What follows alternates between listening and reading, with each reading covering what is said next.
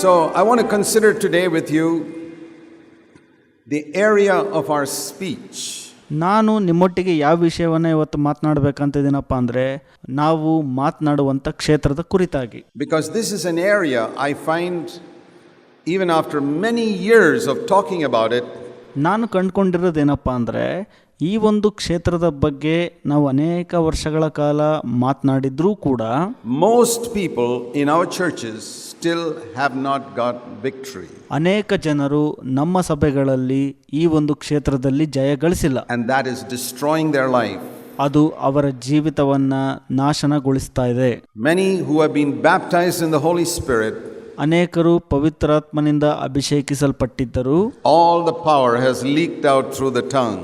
ಎಲ್ಲ ಬಲವು ಅವರ ಮಾತಿನಿಂದ ಹರಿದು ಹೋಗ್ತಾ ಇದೆ ಅಥವಾ ಸೋರ್ತಾ ಇದೆ. It's like bringing a vessel to God and say, oh God, please fill this vessel, and God fills the vessel. ನೀವು ದೇವರ ಬಳಿಗೆ ಒಂದು ಪಾತ್ರನ ತೆಗೆದುಕೊಂಡು ಬಂದು ಅದನ್ನು ತುಂಬಿಸು ಅಂತ ಕೇಳ್ಕೊಳ್ತೀರಿ, ದೇವರು ತುಂಬಿಸ್ತಾರೆ. And there's a big hole underneath. The whole thing leaks out before the day is over. ಆದರೆ ಅದರ ಕೆಳಗಡೆ ಒಂದು ತೂತಿರತ್ತೆ, ಅದು ತುಂಬೋ ಮೊದಲೇ ಅದು ಎಲ್ಲ ಸೋರಿಕೆ ಆಗ್ತಾ ಇರುತ್ತೆ. What's the use going to God and say, God, fill this vessel? ಏನು ಪ್ರಯೋಜನ ದೇವ್ರ ಬಳಿಗೆ ಹೋಗಿ ಅದನ್ನು ತುಂಬಿಸು ಅಂತ ಕೇಳೋದ್ರಲ್ಲಾಗ? I'm sure many people are very sincere. ನನಗೆ ಗೊತ್ತಿದೆ ಅನೇಕ ಜನರು ಈ ವಿಷಯದಲ್ಲಿ ಪ್ರಾಮಾಣಿಕರಾಗಿದ್ದಾರೆ, ಯಥಾರ್ಥರಾಗಿದ್ದಾರೆ in asking God to fill the vessel, but there's a hole underneath, and that hole is usually in the tongue. ಪಾತ್ರೆಯನ್ನು ತುಂಬಿಸು ಅನ್ನುವಂಥ ವಿಷಯದಲ್ಲಿ, ಆದರೆ ಅವರ ಒಂದು ಪಾತ್ರೆಯು ತೂತಾಗಿದೆ. ಆ ತೂತು ಯಾವುದಪ್ಪ ಅಂದರೆ ಅವರು ಮಾತನಾಡುವಂಥ ಕ್ಷೇತ್ರ. Everything leaks out. ಪ್ರತಿಯೊಂದು ಕೂಡ ಸೋರಿಕೆ ಆಗ್ತಾ ಇದೆ. And so people are trying to get filled again and again and again, and everything's leaking out. ಜನರು ಅನೇಕ ಬಾರಿ ತುಂಬಿಸಲ್ಪಡೋದರ ಕುರಿತು ಯೋಚಿಸ್ತಿರ್ತಾರೆ, ಆದರೆ ಅದು ಸೋರಿಕೆ ಆಗ್ತಾನೆ ಇರುತ್ತೆ. You'd never do that if you went to buy milk somewhere. ನೀವು ಅದನ್ನು ಮಾಡೋದಿಲ್ಲ ಎಲ್ಲೋ ಒಂದು ಕಡೆ ಹಾಲನ್ನು ತರಲು ಹೊರಗಡೆ ಹೋದಾಗ. You would never take a vessel with even a small pinhole in it. ನೀವು ಒಂದು ಪಾತ್ರೆಯನ್ನು ತೆಗೆದುಕೊಂಡು ಹೋಗೋದಿಲ್ಲ ಅದರಲ್ಲಿ ಒಂದು ಸಣ್ಣ ತೂತಿದ್ರೂ ಕೂಡ. Because milk costs money. ಯಾಕಂದ್ರೆ ಆ ಒಂದು ಹಾಲು ಬೆಲೆ ತೆತ್ತತ್ತೆ, ಅಂದ್ರೆ ಹಣ ಕೊಡಬೇಕಾಗತ್ತೆ. We don't care so much for the power of the Holy Spirit. ನಾವು ಪವಿತ್ರಾತ್ಮನ ಬಲದ ಕುರಿತಾಗಿ ನಾವು ಅಷ್ಟು ಕಾಳಜಿ ತೋರಿಸೋದಿಲ್ಲ. And I want to tell you, the vast majority of us do not have the power of the Holy Spirit. ನಾನು ನಿಮಗೆ ಹೇಳಕ್ಕೆ ಇಷ್ಟಪಡ್ತೀನಿ, ನಮ್ಮಲ್ಲಿನ ಅನೇಕರಿಗೆ ಪವಿತ್ರಾತ್ಮನ ಬಲವು ಇಲ್ಲ. That's obvious to me. Most of our elders don't have the power of the Holy Spirit. ನನಗೆ ನಿಶ್ಚಯ ಅನ್ಸತ್ತೆ ಎಷ್ಟೋ ಜನ ಹಿರಿಯರಿಗೆ, ಸಭಾ ಹಿರಿಯರಿಗೆ ಪವಿತ್ರಾತ್ಮನ ಬಲ ಇಲ್ಲ. It's so heavy their life, it's so boring their ministry because there's leakage through the tongue. ಅವರ ನಾಲಿಗೆಯ ಕ್ಷೇತ್ರದಲ್ಲಿ ಸೋರಿಕೆ ಇರೋದ್ರಿಂದ ಅವರ ಜೀವಿತವು ಬಹಳ ಭಾರವಾಗಿದೆ ಮತ್ತು ಅವರ ಸೇವೆಯು ಬಹಳ ಬೇಸರದಿಂದ ಕೂಡಿದೆ. If they can plug that leakage, what a difference will take place in their life and their ministry. ಆ ಸೋರಿಕೆಯನ್ನು ಸರಿಪಡಿಸಿದರೆ ನೀರು ಅವರ ಜೀವಿತದಲ್ಲಿ ತುಂಬಿಕೊಳ್ಳುತ್ತೆ ಮತ್ತು ಸೇವೆಯು ವ್ಯತ್ಯಾಸದಿಂದ ಕೂಡಿರುತ್ತದೆ. A lot of our sisters, the tremendous leakage through their tongue, huge holes in the vessel. ಅನೇಕ ಸಹೋದರಿಯರು ತಮ್ಮ ನಾಲಿಗೆಯ ಕ್ಷೇತ್ರದಲ್ಲಿ ಬಹಳ ದೊಡ್ಡದಾದ ಸೋರಿಕೆಯನ್ನ ಇಟ್ಕೊಂಡಿದ್ದಾರೆ. They never seem to plug it. ಅವರು ಅದನ್ನು ಸರಿಪಡಿಸೋದ್ರಲ್ಲಿ ಅಥವಾ ಮುಚ್ಚೋದ್ರಲ್ಲಿ ಶ್ರಮ ವಹಿಸೋದಿಲ್ಲ. So I want to show you a few verses. ನಾನು ನಿಮಗೆ ಕೆಲವು ವಚನಗಳನ್ನು ತೋರಿಸ ಬಯಸುತ್ತೇನೆ. One of the first things I want to show you is in Acts of the Apostles chapter 2 verse 4. ಒಂದು ಸಂಗತಿ ನಾನು ಮೊದಲಿಗೆ ತೋರಿಸೋದೇನಪ್ಪ ಅಂದ್ರೆ ಅಪೊಸ್ತಲರ ಕೃತ್ಯಗಳು 2ನೇ ಅಧ್ಯಾಯ 4ನೇ ವಚನ. When the new covenant began, ಹೊಸ ಒಡಂಬಡಿಕೆಯು ಪ್ರಾರಂಭಗೊಂಡಾಗ, the new covenant did not begin in the Gospels. ಹೊಸ ಒಡಂಬಡಿಕೆಯು ಸುವಾರ್ತೆಯಲ್ಲಿ ಪ್ರಾರಂಭಗೊಳ್ಳಲಿಲ್ಲ.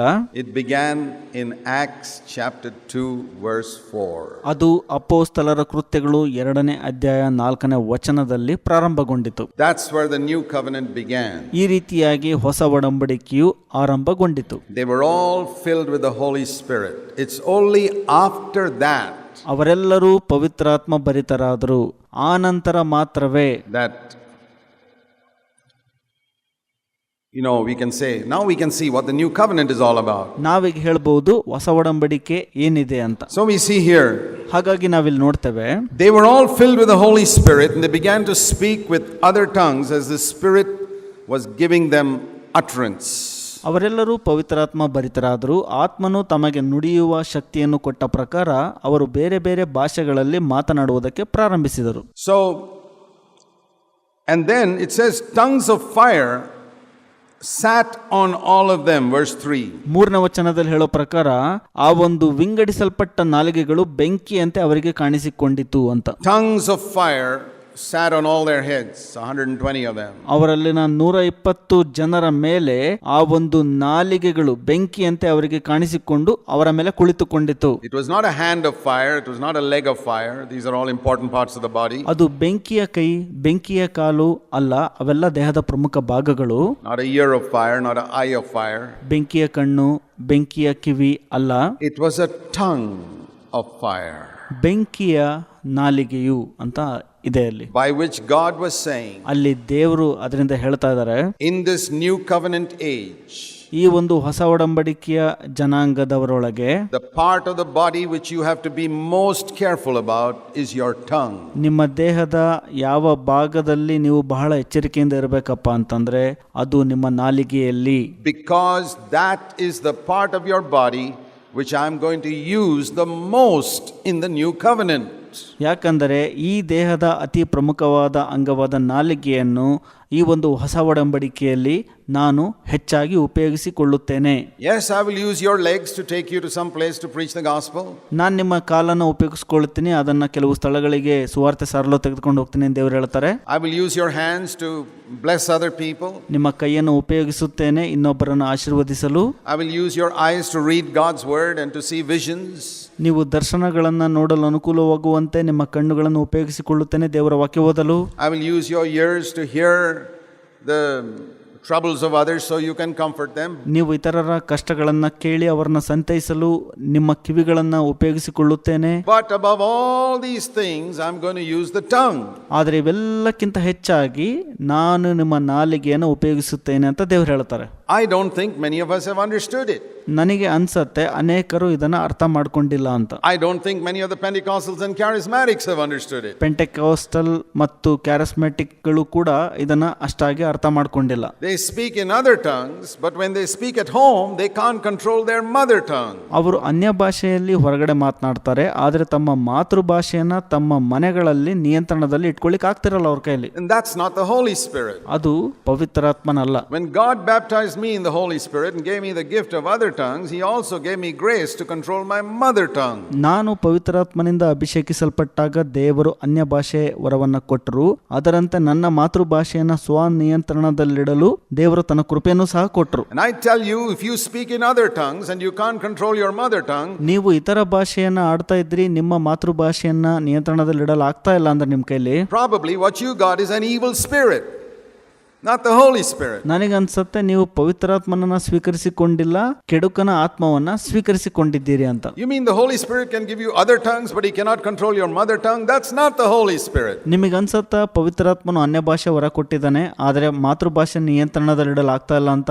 ಹಾಗಿದ್ರೆ ಅದು ಪವಿತ್ರಾತ್ಮ ಅಲ್ಲ. That's why I don't believe that 90% of the tongues I hear in charismatics and Pentecostals is the Holy Spirit. It cannot be, because then I see them getting angry and losing their temper at others. ಅದಕ್ಕಾಗಿ ನಾನು ನಂಬೋದಿಲ್ಲ ಕ್ಯಾರಿಸ್ಮೆಟಿಕ್ ಮತ್ತು ಪೆಂಟೆಕೋಸ್ಟಲ್ ಕೆಲವು ಸಭೆಗಳಲ್ಲಿ ಜನರು ಮಾತನಾಡುವಂತ ಅನ್ಯ ಭಾಷೆಯು ಪವಿತ್ರಾತ್ಮನಿಂದ ಬಂದಿದೆ ಅಂತ. ಯಾಕಂದ್ರೆ ಅವರು ಇತರರ ಮೇಲೆ ಬೇಗ ಕೋಪವನ್ನ ಮಾಡ್ಕೊಳ್ತಾರೆ ಮತ್ತು ತಮ್ಮ ಶಾಂತತೆಯನ್ನ ಕಳ್ಕೊಂಡ್ಬಿಡ್ತಾರೆ. I say that can't be the Holy Spirit. You can't switch on and switch off like a fan. You can switch on and switch off light. You can switch on and switch off. No. ನೀವು ಒಂದು fan ರೀತಿಯಲ್ಲಿ ಅಥವಾ ಬೆಳಕಿನ ರೀತಿಯಲ್ಲಿ switch off ಮಾಡುವುದು, on ಮಾಡುವುದು ಆ ರೀತಿಯಾಗಿರುವುದಿಲ್ಲ. ಅದು ಪವಿತ್ರಾತ್ಮನಲ್ಲ. ಅದು There's a tremendous amount of counterfeit in the world today. ಇಡೀ ಲೋಕದಲ್ಲಿ ಇವತ್ತು ಬಹಳಷ್ಟು ನಕಲಿತನ ಎಂಬುವಂಥದ್ದು ಬಂದಿದೆ. Because they don't study the scriptures. ಯಾಕಂದ್ರೆ ಅವರು ದೇವರ ವಾಕ್ಯವನ್ನ ಅಧ್ಯಯನ ಮಾಡೋದಿಲ್ಲ. ಅದಕ್ಕಾಗಿ Let me turn you to another verse which is not found in the Old Testament. ಮತ್ತೊಂದು ವಚನವನ್ನ ನಿಮಗೆ ತೋರಿಸಲಿಕ್ಕೆ ಇಷ್ಟಪಡ್ತಾನೆ, ಅದು ಹಳೆ ಒಡಂಬಡಿಕೆಯಲ್ಲಿ ಕಂಡು ಬಂದಿಲ್ಲ. James chapter 1. ಯಾಕೋಬ 1ನೇ ಅಧ್ಯಾಯ. I want you to see the importance of this. ಇದರ ಪ್ರಾಮುಖ್ಯತೆ ಕುರಿತಾಗಿ ನೀವು ನೋಡಬೇಕು ಅಂತ ನಾನು ಇಷ್ಟಪಡ್ತೇನೆ. I've spoken on it many times, but I'll tell you this. ನಾನು ಇದರ ಕುರಿತಾಗಿ ಅನೇಕ ಬಾರಿ ಹೇಳಿದ್ದೇನೆ, ಮತ್ತೆ ನಾನು ನಿಮಗೂ ಕೂಡ ಈ ರೀತಿಯಾಗಿ ಹೇಳ್ತೀನಿ. ಮತ್ತೆ The vast majority of believers in our church just have not understood the seriousness of sin. ನಮ್ಮ ಸಭೆಯಲ್ಲಿನ ಬಹಳಷ್ಟು ಮಂದಿ ಈ ವಿಷಯವಾಗಿ ಗಂಭೀರತೆಯನ್ನ ಹೊಂದಿಲ್ಲ. That is why they don't have power. ಅದಕ್ಕಾಗಿ ಅವರಲ್ಲಿ ಬಲವು ಇಲ್ಲ. They pray, they get somebody to lay hands on them, pray for them, they go to meetings, pray for the fullness of the Holy Spirit, all leaks out through the tongue. ಅವರು ಪ್ರಾರ್ಥನೆ ಮಾಡ್ತಾರೆ, ಇತರರ ಮೇಲೆ ಕೈ ಇಟ್ಟು ಪ್ರಾರ್ಥನೆ ಮಾಡ್ತಾರೆ, ಕೂಟಗಳಿಗೆ ಹೋಗ್ತಾರೆ, ಪವಿತ್ರಾತ್ಮನ ತುಂಬುವಿಕೆಗೆ ಕೇಳ್ಕೊಳ್ತಾರೆ, ಆದ್ರೆ ಅವೆಲ್ಲ ನಾಲಿಗೆಯಿಂದ ಸೋರಲ್ಪಡ್ತಾ ಇದೆ. Please plug that today, permanently. ಅದನ್ನ ಶಾಶ್ವತವಾಗಿ ಪರಿಹರಿಸಿರಿ, ಆ ಸೋರಿಕೆಯನ್ನ ನಿಲ್ಲಿಸಿರಿ. James chapter 1 verse 26. ಯಾಕೋಬ 1:26. If anyone thinks himself to be religious and ನಿಮ್ಮಲ್ಲಿ ಭಕ್ತನೆಂದೆಣಿಸಿಕೊಳ್ಳುವ ಯಾವನಾದರೂ, I believe in this context it's referring to spiritual, not religious as we talk about it. ನಾವು ಮಾತನಾಡುವಂಥ ಧಾರ್ಮಿಕತೆಗೆ ಇದು ಸಂಬಂಧಪಡಲ್ಲ, ಇದು ಒಂದು ಆತ್ಮಿಕತೆಗೆ ಸಂಬಂಧಪಡುತ್ತೆ ಎಂಬುದಾಗಿ ನಾನು ನಂಬುತ್ತೇನೆ. But if a man thinks himself to be a spiritual man and he cannot control his own tongue, ತಾನು ಆತ್ಮಿಕನೆಂದೆಣಿಸಿಕೊಳ್ಳುವ ಯಾವನಾದರೂ ತನ್ನ ನಾಲಿಗೆಗೆ ಕಡಿವಾಣ ಹಾಕದೇ ಇದ್ದರೆ he is actually deceiving his own heart. ಅವನು ತನ್ನ ಹೃದಯವನ್ನ ಮೋಸಗೊಳಿಸಿಕೊಳ್ಳುವವನಾಗಿರುತ್ತಾನೆ. His religion is worth zero. ಆಗ ಅವನ ಧಾರ್ಮಿಕತೆಯು ಅಥವಾ ಭಕ್ತಿಯು ಶೂನ್ಯವಾಗಿದೆ, ಅಂದರೆ ನಿಷ್ಪ್ರಯೋಜಕವಾಗಿದೆ. You come to every conference, ನೀವು ಪ್ರತಿ ಕಾನ್ಫರೆನ್ಸ್ ಕೂಟಗಳಿಗೆ ಬರ್ತೀರಿ, you're an elder brother in your church or you're an elder brother's wife and you're a senior brother, senior sister. ನೀವು ನಿಮ್ಮ ಸಭೆಯಲ್ಲಿ ಸಭಾ ಹಿರಿಯರಾಗಿರ್ತೀರಿ, ನೀವು ನಿಮ್ಮ ಸಭಾ ಹಿರಿಯನ ಪತ್ನಿಯಾಗಿರ್ತೀರಿ, ಹಿರಿಯ ಸಹೋದರ ಮತ್ತು ಹಿರಿಯ ಸಹೋದರಿಯರಾಗಿರ್ತೀರಿ. You know the Bible and you're sharing the word. ನಿಮಗೆ ಸತ್ಯವೇದ ಗೊತ್ತಿರುತ್ತೆ, ವಾಕ್ಯವನ್ನ ಸಾರ್ತಿರ್ತೀರಿ. And you're active, you're giving money for God's work. ನೀವು ಬಹಳ ಚಟುವಟಿಕೆಯಿಂದ ಕೂಡಿರ್ತೀರಿ, ದೇವರ ಕಾರ್ಯಕ್ಕೆ ಹಣ ಕೊಡ್ತಿರ್ತೀರಿ. And you're humbling yourself, you're getting victory over dirty thoughts. ನಿಮ್ಮನ್ನ ನೀವು ತಗ್ಗಿಸ್ಕೊಳ್ತಿರ್ತೀರಿ, ಹೊಲಸು ಯೋಚನೆಗಳ ಮೇಲೆ ಜಯವನ್ನ ಗಳಿಸ್ತಿರ್ತೀರಿ. And you're controlling lust and everything else, but you lose your temper. ನೀವು ನಿಮ್ಮ ಮೋಹವನ್ನ ಪ್ರತಿಯೊಂದನ್ನ ನಿಯಂತ್ರಿಸ್ತಿರ್ತೀರಿ, ಆದ್ರೆ ಶಾಂತತೆನ ಕಳ್ಕೊಳ್ತೀರಿ. You ask God how much you get, zero. ಆದ್ರೆ ನೀವು ದೇವರನ್ನ ಕೇಳೋದಾದ್ರೆ ಎಷ್ಟು ಪಡ್ಕೊಳ್ತಿದ್ದೀರಿ ಅಂತ ಶೂನ್ಯ ಅದು. Lord, zero? After all that I did for you? That's right, zero. Because you cannot control your tongue. ಕರ್ತರೆ, ನಾನು ನಿನಗಾಗಿ ಇವೆಲ್ಲವನ್ನ ಮಾಡಿದ್ದೀನಿ, ನಾನು ಶೂನ್ಯ ಸಂಪಾದನೆ ಮಾಡ್ಕೊಂಡಿದ್ದೀನ ಅಂತ ಕೇಳುವಾಗ ದೇವರು ಹೇಳ್ತಾರೆ, ಹೌದು, ನೀನ್ ನಾಲಿಗೆಯನ್ನ ನಿಯಂತ್ರಣದಲ್ಲಿಟ್ಟಿಲ್ಲ, ಅದಕ್ಕೆ ಶೂನ್ಯ ಅಂತ. How many of you believe that? I doubt whether 95% of you believe that. ಎಷ್ಟು ಜನ ನೀವು ಇದನ್ನ ನಂಬ್ತೀರಿ? ನನಗೆ ಗೊತ್ತಿದೆ 95% ಮಂದಿ ನಿಮ್ಮಲ್ಲಿ ಇದನ್ನ ನಂಬೋದಿಲ್ಲ. You think that because you're doing so many things for the Lord, ನೀವು ಅನ್ಕೊಳ್ತೀರಿ ನಾನು ಕರ್ತನಿಗಾಗಿ ಅನೇಕ ಸಂಗತಿಗಳನ್ನ ಮಾಡ್ತಾ ಇದ್ದೀನಿ ಅಂತ. your tongue, you get lose control of it a little bit, it doesn't matter. ನೀವು ನಿಮ್ಮ ನಾಲಿಗೆಯಲ್ಲಿ ಬಹಳ ಸುಲಭ ನಿಯಂತ್ರಣವನ್ನು ಕಳೆದುಕೊಳ್ತಾ ಇದ್ರೆ ಏನಾಗಲ್ಲ ಅಂತ. That according to this verse is the test of whether you're spiritual. ನೀವು ಆತ್ಮಿಕರೋ ಇಲ್ಲವೋ ಎಂಬುವಂಥದ್ದು ಈ ವಚನದಲ್ಲಿ ನಿಮಗೆ ಪರೀಕ್ಷೆಯಾಗತ್ತೆ. At least from today, say to yourself, ಇವತ್ತಿನಿಂದಲಾದರೂ ನಿಮಗೆ ನೀವು ಇದನ್ನು ಹೇಳ್ಕೊಳ್ರಿ, if I cannot control my tongue, all my Christianity is worth zero. ನಾನು ನನ್ನ ನಾಲಿಗೆಯನ್ನ ನಿಯಂತ್ರಣದಲ್ಲಿ ಇಟ್ಕೊಳ್ತಿಲ್ಲ ಅಂದ್ರೆ ನನ್ನ ಇಡೀ ಕ್ರೈಸ್ತತ್ವವು ಶೂನ್ಯವಾಗಿದೆ ಎಂಬುದಾಗಿ ಹೇಳ್ಕೊಳ್ರಿ. If necessary, write it on a piece of paper, put it in front of your bedroom or table or somewhere. ಅವಶ್ಯಕತೆ ಬಿದ್ದಲ್ಲಿ ನೀವು ಒಂದು ಪೇಪರ್ನಲ್ಲಿ ಇದನ್ನ ಬರೆದುಬಿಟ್ಟು ನಿಮ್ಮ ಎದುರುಗಡೆ ಮೇಜಿನಲ್ಲಾಗ್ಬೋದು ಅಥವಾ ಬೆಡ್ನಲ್ಲಾಗ್ಬೋದು ಅದನ್ನ ಇಟ್ಕೊಳ್ರಿ ಮುಂದೆ. Where every morning you'll get up and read it. ಪ್ರತಿ ಮುಂಜಾನೆ ನೀವು ಎದ್ದು ಅದನ್ನ ಓದ್ರಿ. If I cannot control my tongue today, all my Christianity is no better than any other religion in the world. ನಾನು ಇಂದು ನಾಲಿಗೆಯನ್ನ ನಿಯಂತ್ರಣದಲ್ಲಿ ಇಟ್ಕೊಳ್ತಿಲ್ಲ ಅಂತಂದ್ರೆ ನನ್ನ ಕ್ರೈಸ್ತತ್ವವು ಇಡೀ ಲೋಕದ ಬೇರೆ ಎಲ್ಲಾ ಧಾರ್ಮಿಕತೆಗಿಂತ ಉತ್ತಮವಾಗಿಲ್ಲ ಎಂಬುದಾಗಿ ತಿಳ್ಕೊಳ್ರಿ. Being born again, rubbish. You're no better than a nominal Christian if you cannot control your tongue. ನೀವು ನಿಮ್ಮ ನಾಲಿಗೆಯನ್ನ ನಿಯಂತ್ರಣದಲ್ಲಿ ಇಡ್ತಾ ಇಲ್ಲ ಅಂತಂದ್ರೆ ನಾಮಕಾವಸ್ಥೆ ಕ್ರೈಸ್ತರಿಗಿಂತ ನೀವು ಉತ್ತಮರೇನಲ್ಲ. ಹಾಗಿದ್ದಾಗ ನೀವು ಹೊಸದಾಗಿ ಹುಟ್ಟಿದೀನಿ ಅಂತ ಹೇಳುವುದು ಕಸದ ಬುಟ್ಟಿಗೆ ಸಮ. It's the truth. ಇದು ಸತ್ಯ.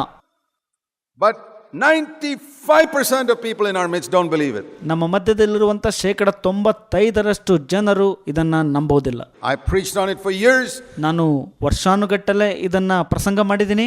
People are curious with their tongue, they gossip with their tongue, they are angry, they are bitter, they criticize. and they think they are spiritual. ಅವರು ತಮ್ಮ ನಾಲಿಗೆಯ ವಿಷಯದಲ್ಲಿ ಕುತೂಹಲ ಉಳ್ಳವರಾಗಿರ್ತಾರೆ, ಚಾಡಿ ಹೇಳುತ್ತಾರೆ, ಕಿವಿ ಊದುತ್ತಾರೆ, ಇನ್ನೊಬ್ಬರ ಮೇಲೆ ಕೋಪ ಮಾಡ್ಕೊಳ್ತಾರೆ, ಕಹಿಬಾನೆ ಇಟ್ಕೊಂಡಿರ್ತಾರೆ. ಇಷ್ಟೆಲ್ಲ ಆದರೂ ತಾವು ಆತ್ಮಿಕರು ಅಂದ್ಕೊಳ್ತಾರೆ. Can you imagine such deception? ನೀವು ಕಲ್ಪಿಸ್ಕೊಳ್ತೀರಾ ಎಂತಹ ವಂಚನೆ ಇದು ಅಂತ? I want you to wake you up before you discover this at the judgment seat of Christ. ನೀವು ಕ್ರಿಸ್ತನ ನ್ಯಾಯ ತೀರ್ಪಿನ ಎದುರುಗಡೆ ನೀವು ಗ್ರಹಿಸಿಕೊಳ್ಳೋದಕ್ಕಿಂತ ಮೊದಲೇ ನಾನು ನಿಮ್ಮನ್ನ ಎಚ್ಚರ ಪಡಿಸ್ತಾ ಇದ್ದೀನಿ. Where Jesus sits on his throne and says you get 0 out of 100. ಯೇಸು ಸ್ವಾಮಿ ಸಿಂಹಾಸನದ ಮೇಲೆ ಕುತ್ಕೊಂಡು ಈ ರೀತಿಯಾಗಿ ನಿಮಗೆ ಹೇಳಬಾರ್ದು ನೀವು 100ಕ್ಕೆ ಶೂನ್ಯ ಸಂಪಾದನೆ ಮಾಡಿದ್ದೀರಿ ಅಂತ. But Lord, I was in CFC, I went to all the conferences, I went to so many meetings. ನೀವು ಹೇಳ್ಬೋದು, ಕರ್ತರೆ ನಾನು CFC ಸಭೆಗೆ ಹೋಗಿದ್ದೀನಿ, ಕಾನ್ಫರೆನ್ಸ್ ಕೂಟಗಳಿಗೆ ಹೋಗಿದ್ದೀನಿ, ಎಷ್ಟೋ ಕೂಟಗಳನ್ನ ಹಾಜರು ಆಗಿದ್ದೀನಿ ಅಂತ. I got victory over this, victory over that, but the Lord says you never control your tongue. ನೀವು ಹೇಳ್ಬೋದು ಅದ್ರ ಮೇಲೆ ಜಯ ಗಳಿಸಿದ್ದೀನಿ, ಇದ್ರ ಮೇಲೆ ಜಯ ಗಳಿಸಿದ್ದೀನಿ ಅಂತ. ಆದ್ರೆ ಕರ್ತರ್ ಹೇಳ್ತಾರೆ ನಿನ್ನ ನಾಲಿಗೆಯ ಮೇಲೆ ನೀನು ನಿಯಂತ್ರಣ ಸಾಧಿಸಲಿಲ್ಲ ಅಂತ. Didn't you read in the word that your religion is worth 0 if you can't control your tongue? ಇಲ್ಲಿ ವಾಕ್ಯವನ್ನು ಓದ್ಕೊಂಡ್ರ, ನೀವು ನಿಮ್ಮ ನಾಲಿಗೆಗೆ ಕಡಿವಾಣ ಹಾಕದೇ ಇದ್ರೆ ನಿಮ್ಮ ಭಕ್ತಿಯು ನಿಷ್ಪ್ರಯೋಜಕವಾದದ್ದು ಅಂತ. I tell you, I took it seriously years ago. ನಾನು ನಿಮಗೆ ಹೇಳ್ತೀನಿ, ಎಷ್ಟೋ ವರ್ಷಗಳ ಮುಂಚೆನೆ ಇದನ್ನ ಬಹಳ ಗಂಭೀರವಾಗಿ ತೆಗೆದುಕೊಂಡೆ ನಾನು. I cannot control my tongue without God's grace. ದೇವರ ಕೃಪೆಯ ಹೊರತಾಗಿ ನಾನು ನನ್ನ ನಾಲಿಗೆಗೆ ಕಡಿವಾಣ ಹಾಕಕ್ಕಾಗಲ್ಲ. If God's grace were removed from me today, ದೇವರ ಕೃಪೆಯು ಇಂದು ನನ್ನಲ್ಲಿ ತೆಗೆದು ಹಾಕಲ್ಪಟ್ಟಿದ್ದೇ ಆದಲ್ಲಿ I'd be finished. ನಾನು ಮುಗಿದು ಹೋಗ್ತೀನಿ ಅಷ್ಟೇ. I would gossip like many of you. ನಿಮ್ಮ ಹಾಗೆ ನಾನು ಕೂಡ ಚಾಡಿ ಹೇಳಲು ಆರಂಭಿಸ್ಬಿಡ್ತೀನಿ. I'd be curious to find out all types of things like many of you are. ನೀವು ಅನೇಕ ಸಂಗತಿಗಳಲ್ಲಿ ಕುತೂಹಲ ಉಳ್ಳವರಾಗಿರೋ ಪ್ರಕಾರ ನಾನು ಹಾಗೆ ಆಗ್ಬಿಡ್ತೀನಿ. I would backbite like many of you. ನಿಮ್ಮ ಹಾಗೆ ನಾನು ಕೂಡ ಇತರರ ಕುರಿತಾಗಿ ಹಿಂದೆ ಮಾತನಾಡ್ಲಿಕ್ಕೆ ಆರಂಭಿಸ್ಬಿಡ್ತೀನಿ. I would lose my temper like many of you. ನಿಮ್ಮ ಹಾಗೆ ನಾನು ಕೂಡ ಬೇಗ ಶಾಂತತೆಯನ್ನು ಕಳ್ಕೊಂಡ್ಬಿಡ್ತೀನಿ. It will all go. ಇವೆಲ್ಲ ಹೋಗ್ಬಿಡತ್ತೆ. It's only God's grace that keeps us from sin.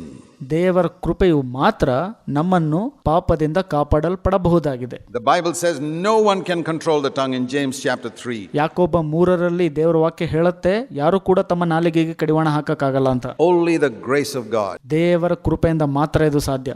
Man can tame animals, lions, snakes, but you can't control the tongue. ಮನುಷ್ಯನು ಪ್ರಾಣಿಗಳನ್ನು, ಸಿಂಹಗಳನ್ನು, ಸರ್ಪಗಳನ್ನು ಕಟ್ಟಿ ಹಾಕ್ಬೋದು, ತನ್ನ ನಾಲಿಗೆಯನ್ನು ಕಟ್ಟಿ ಹಾಕ್ಲಿಕ್ಕೆ ಆಗಲ್ಲ ಅಂತ. Says that in James chapter 3. ಯಾಕೋಬ 3ರಲ್ಲಿ ಅದು ಹೇಳುತ್ತೆ, verse 8.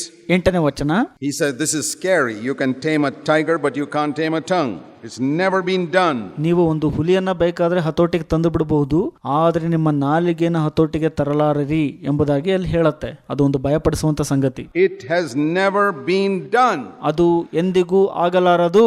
With the same tongue we bless God our Father, and with the same tongue the same day we curse or shout at other people. ಅದೇ ನಾಲಿಗೆಯಿಂದ ನಾವು ದೇವರನ್ನ ಕೊಂಡಾಡುತ್ತೇವೆ ಮತ್ತು ಅದೇ ನಾಲಿಗೆಯಿಂದ ನಾವು ಮನುಷ್ಯರನ್ನ ಶಪಿಸುತ್ತೇವೆ. ಅದು ಒಂದೇ ದಿನ ಎಂಬುದಾಗಿ ಅಲ್ಲಿ ಹೇಳುತ್ತೆ. It has never been done. ಅದು ಎಂದಿಗೂ ಹತೋಟಿಗೆ ತರಲಿಕ್ಕೆ ಆಗಲ್ಲ ನಮ್ಮ ಕೈಲದು. It can only be done by the Holy Spirit's power. ಪವಿತ್ರಾತ್ಮನ ಬಲದಿಂದ ಮಾತ್ರ ನಾವು ಇದನ್ನ ಹತೋಟಿಗೆ ತರಬಹುದಾಗಿದೆ. If there's one area you can never get victory without the Holy Spirit's power, it's in the use of the tongue. ನಾವು ನಾಲಿಗೆಯನ್ನು ಉಪಯೋಗಿಸುವಂತ ವಿಷಯದಲ್ಲಿ ಮಾತ್ರ ಪವಿತ್ರಾತ್ಮನ ಸಹಾಯವಿಲ್ಲದೆ ಅದನ್ನ ನಾವು ಗೆಲ್ಲಲು ಅಥವಾ ಜಯಿಸಲು ಆಗೋದಿಲ್ಲ. It's so important. ಇದು ಬಹಳ ಪ್ರಮುಖವಾದದ್ದು. It's the main instrument in the new covenant age. ಹೊಸ ಒಡಂಬಡಿಕೆಯ ಒಂದು ವಿಷಯಕ್ಕೆ ಬಂದಾಗ ಇದು ಬಹಳ ಮುಖ್ಯವಾದ ಅಂಶ ಇದು.